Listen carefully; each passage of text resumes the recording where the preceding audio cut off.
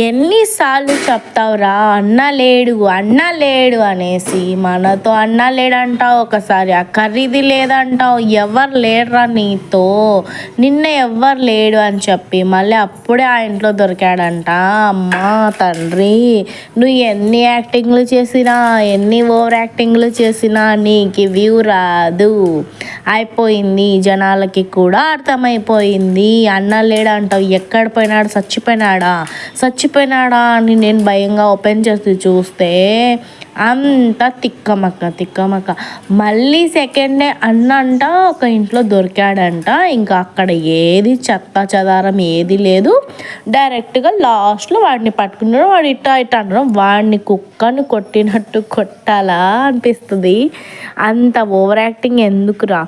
అక్కడ మొన్న ఒక యూట్యూబ్ ఛానల్స్ 2-3 ఉన్నారు చూడండి, వాళ్ళకు తెలిస్తే తప్పకుండా వీడి అన్న లేడేందో, వీడి భార్య లేదేందో, 3 పిల్లలేందో, ప్రెగ్నెన్సీ ఏందో, ఎప్పుడు ఎక్కడి నుంచి ఎక్కడికి వెళ్తాడో వీణకే తెలియదు. వీణకు కూడా ఒక ఇంటర్వ్యూ కంపల్సరీ.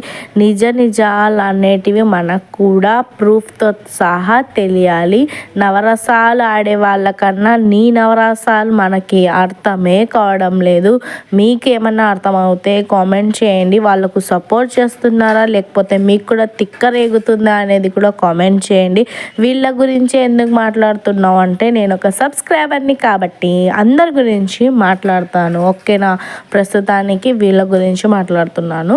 నెక్స్ట్ ఎవరైతే ఇంకా ట్రోల్స్ అవుతున్నారో వాళ్ళ గురించి కూడా మాట్లాడుకుందాము, ఓకేనా. 10 సార్లు అన్న లేడని పెట్టకు, పైన తదాస్తు దేవతలు ఉంటారు. ఒక్కసారి తదాస్తు అంటే నువ్వు అంటున్న టైటిల్ నిజం అవుతే అప్పుడు నీకు ఏం జరుగుతుందంటే, తనకు కూడా ఒక ఫ్యామిలీ ఉంది, ఎప్పుడు వాళ్ళే.